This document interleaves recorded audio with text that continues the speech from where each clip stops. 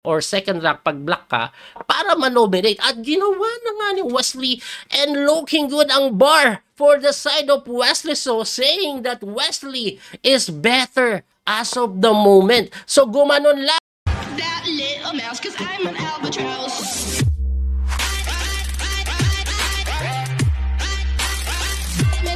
So, again, magandang gabi sa inyong lahat mga kabiyahe. Nagsimula na nga Game 1 between Magnus Carlsen and Wesley So dito po sa Champion Chess Tour Crunch Lab Master 2024. Puti si Magnus. 10 minutes plus 2 po ang labanan ha. So, D4 ang tinira ni Magnus. Maglo-London ba? Hindi. Pusang dala. In-A3han lang ni Magnus. Talagang ginugulo niya lang si Wesley. Ayaw niyang mapunta sa mga linyang alam ni Wesley. Kasi alam niya preparado ito si Wesley So lagi eh. Matindi yung A3 na yan. Kakaiba na po yan. Walang tumitira niyan sa totoo lang. Pero linya pa rin pala. Pero walang, sayang tira eh. Pero tinira. So, anong gagawin ni Wesley? Napaisip si Wesley na patingin sa gilid, na patingala, hindi niya alam gagawin niya. So, he decided to go Bishop F5 at nag-C4 na nga. So, parang slab ang mangyayari dyan na nakalabas, no? Si Nipor. At eto, very interesting po yung laban na ito. C6 lang si Wesley, very makunat. Ang tawag yan, Queen's Pawn, opening symmetrical variation. Uy, kamusta coach? Mukhang ganda laro ni Wes. Salamat Sir Jaime Galala sa super chat. Maligayang pagbabalik sa ating stream. At ayan na nga po, si E6 lang. So, ang bilis tumira ni Magnus doon. A3 is talaga nga naman, mabibigla ka. No? At ayan, nag-iisip na si Magnus after A3. Ang pinaka-common is Knight C3 and then mag-i-E6 siya. So, this is now slab. So, ang alam ko si Wesley So, tumira siya ng slab long time ago when he was young. Kasi yung slab opening ko po galing kay Wesley So. Para po sa inyo pagkakaalam. Yung files po na ginamit ko to study slab is from Wesley So. At ayan na nga po, kina-capture po talaga yan. Pag lumabas yung kabayo, bakit? Gaganon yan, gaganon. Kasi usually pagka-capture, dapat mag-i-A4 ka eh. So, ang tinira po ni Wesley, novelty po yan. This is a bit weird from the normal slab. Dahil may A3 naka-insert, no? And not just that, the E4 is not even possible to get control of the center para sana ma-pressure yon with the threat sa bishop. Kasi, ang ganda, nagsayang ng tira si Magnus basically. Uy, Sir Jaime, salamat po sa super chat. Napakagalante nyo. Anyway, ibalik ko lang kasi po ganito po yung normal dyan. Ito po yung normal na slab. I just wanna show you guys para mas maintindihan nyo. Ayan. Yung iba kinakain muna, tapos nag-A4 and then this. Ganyan. Para hindi makapag B5. Pero, ang ginawa kasi ni Magnus with the insert of A3, ayan, napunta sa slab na ganon. If you go A4, that means you wasted 2 important moves yan. Kaya nag-E3 na lang. And then, so will he go for B5, which is, kailangan mo ng, pwede na sigurong gawin because A4 is masyadong delayed na yon. So, tingnan natin kung gagawin ni Wesley yung B5. If Wesley So go for B5, yes, ginawa niya na nga po in A4. So, that means behind ng 2 tira itong si Magnus dito, no? Behind ng 2 tira itong si Magnus dito. And B4 na nga lang. Usually, binabalik lang po ito eh. Ayan, binabalik lang po yan eh.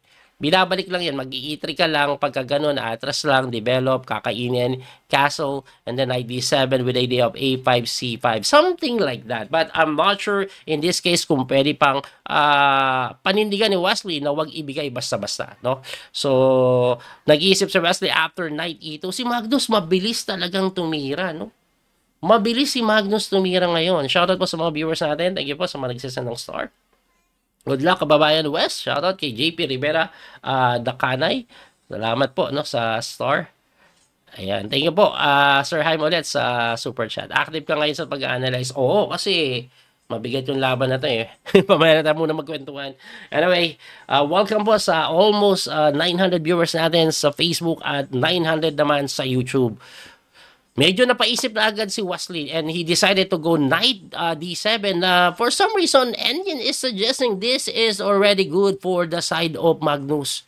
Iba talaga si Magnus, no? Novelty yung tinira niya, nagsayang siya ng tira, but it came out na slightly better pa rin siya. Ganyan yan kapreparado. Kala nyo hindi nagprepare yan. Kala nyo kinakapa niya lang yan. Inaaral niya po yan. At ayun na nga po, binalik lang yung pawn. Talaga kasing binabalik lang yan. You don't need to defend it. Dahil pag dinepend mo yan, mas mapapariwara ka lang. Kaya binabalik na lang yan and then you focus on your development. Here, and then castle. Mali-mali pa araw natin, no? And then later on, this weak pawn on c6, sini c5 yan to get rid of it. So, ang importante lang muna ngayon, dapat mailagay ni Wesley sa mga ligtas na lugar o sa ligtas na lugar yung kanyang hari dito. Sa location ng chess event, online po ito na ginaganap. So, bishop d6 na nga ang ginawa ni Wesley.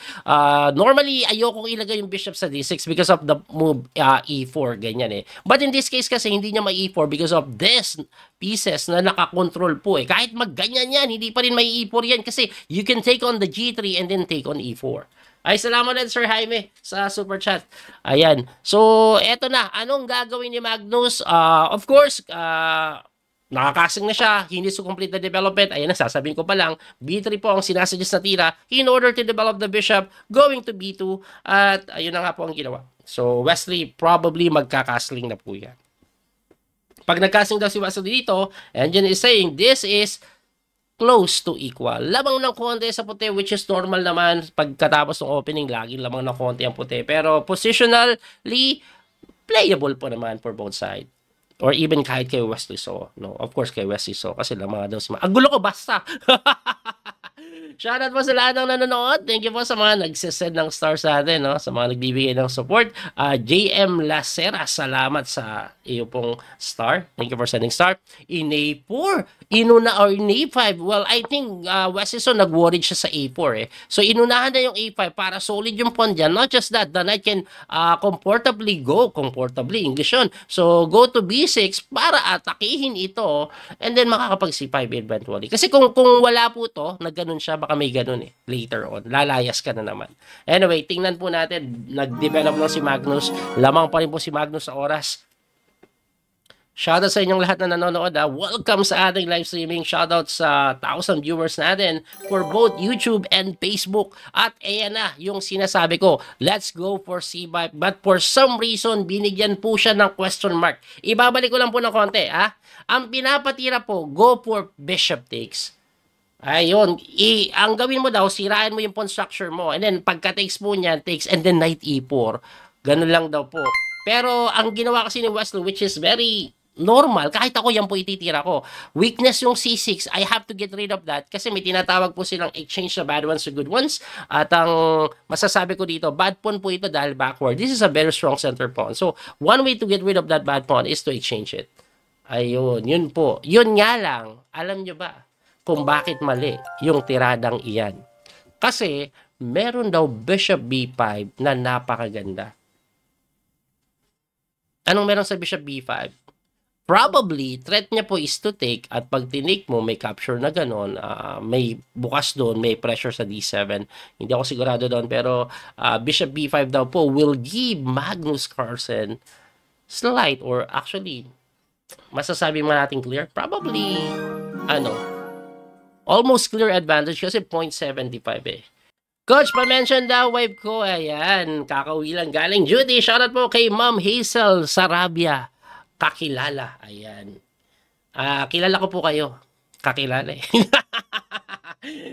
Shoutout po sa inyong lahat dyan na nanonood. At, well, C5 turns out to be bad, but as you can see, Magnus is consuming a lot of time thinking what to play, kung paano iti-take advantage yan. No? So, napapaisip siya. Kasi ang only way to give clear advantage talaga is bishop b5 na binanggit ko kanina. So, ang pinaka tira yun talaga. Ngayon, if he decided to go simple stuff, like queen dito, rook dito, develop lang, queen e2, that will lead to equality.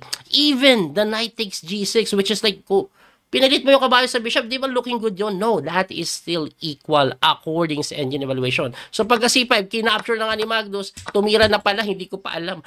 At ayan na nga po ang ginawa, naging equal na ang posisyon. So tamang develop lang dito si Magnus. Why? Ayan no, pe-pressure rin po yan. Ganyan po ang ginagawa niyan, pero all of that is not that scary kasi pwede mong simplihan kahit queen e7 ka lang, removing or moving away from the open file, goods na. Talo si Magnus kay MBL. Yes. Okay. Philip Coops, ay salamat sa super chat. So, Rook C8 still okay. Of course, tamang kailangan mo yan i-develop. Alam niyo bakit? Very tricky po kasi yung Rook C8. In case na Magnus will go here in order to put the pressure sa D6, pwede mong iwanan yan. And unknown threat na kasunod, may knight takes po, pawn takes ka, libre yan. Kaya malamang, ito pong isang ilalagay dito, the other rook on C1, to prevent that idea na pwedeng kainin to kasi he needs to defend the C5 or the C4 pawn. Ayan. Din Morales, salamat sa super chat. Happy birthday, thank you. Ayun na nga po ang ginawa. Pero alam nyo ba, those moves are not good according sa Indian, pero mahirap makita yung tamang tira. Indian po ito Kasi ako ititira ko dyan Queen E7 Queen E7 is equal. Salamat, Dubs. Thank you po sa super chat. Queen E7 is very equal. Para sa akin, yan ang ititira ko. Why? Para umiwas na ako sa pin, I defended the knight. Pero tinira ni Wesley yung sasabihin ko pa lang sana na number 1 engine move, which is Queen C7 na napaka-weird. Why? Bakit po weird? He's giving up the pawn on F6 kasi libre po yun. Pero bakit niya ginagawa? Kasi even if you capture the F6, pawn takes, queen takes, there's a bishop E5 idea, hitting the queen, hitting the rook, at hindi nga pwede makain. Now, anong pinakaiba ng Queen E7 sa Queen C7? Queen C7 is a more active play. Kasi may pressure po siya dito. Queen E7 is very defensive play. Not just that. Di ba malakas to? Do you agree na malakas yung bishop na yan? Yes, malakas yan. At because of this Queen C7, pwede po siya mag-bishop E5 to get rid of that strong bishop, to eliminate the pair of bishop of white. Tapos, may mga idea na nga siya. Again, similar na sinasabi ko kanina, may kain doon, at marami pang iba. Ang ganado kong mag-analyze ngayon Shoutout po sa inyong lahat na nanonood Taas ba ng energy natin? Shoutout sa inyong lahat. Teka lang, ba't kulay blue yung sulat ng inyong chat dyan? Palitan nga natin. Refresh ko lang Nag-auto yan Pero pag ni-refresh ko yan, mapapalitan yan. Ayan, mas madaling mabasa kulay green. Ayan, shoutout po sa lahat ng nanonood. And tingnan nyo yung oras. Lumamang pa ng konti si Grandmaster Wesley So dito. Lumamang pa ng konti si Wesley.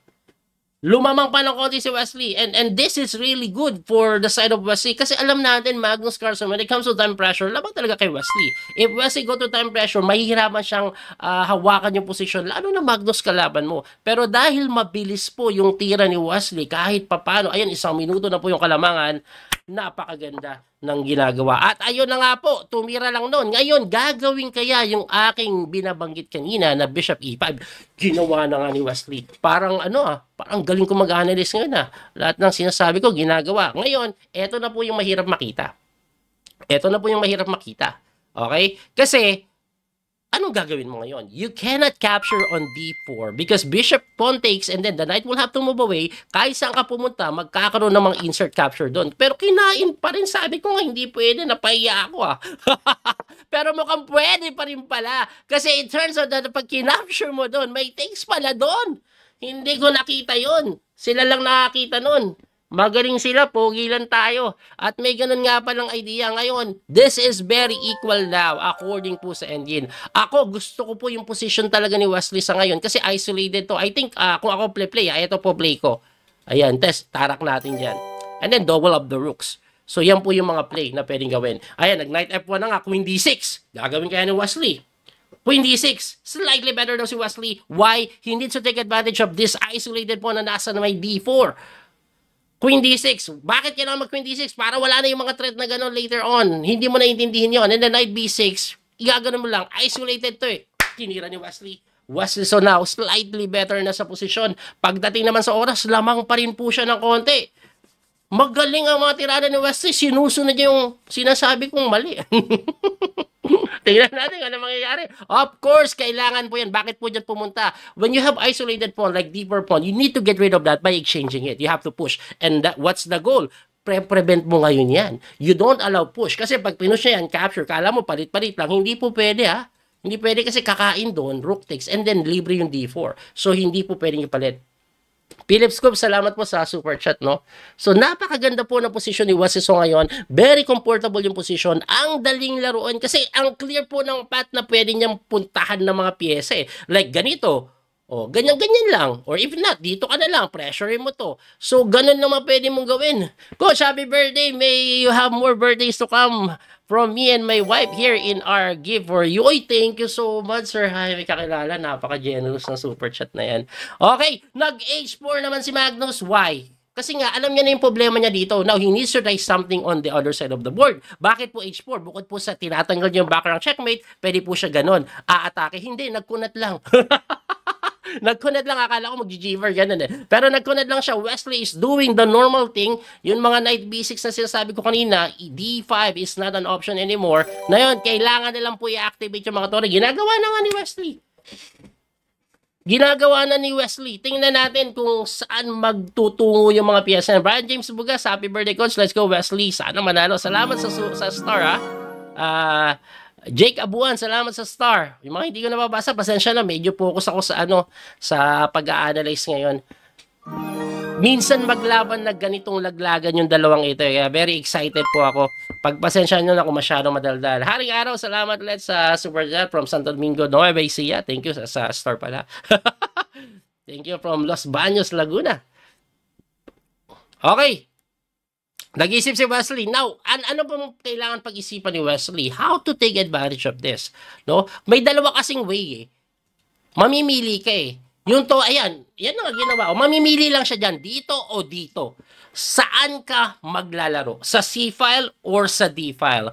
Obviously, na kay Wesley yung initiative dito. Siya yung mag-decide kung saan siya magpe-play. Pero, kailangan makuha niya yung tamang lugar or tamang file for his rook para talagang ma-take advantage niya yung position sa ngayon, no?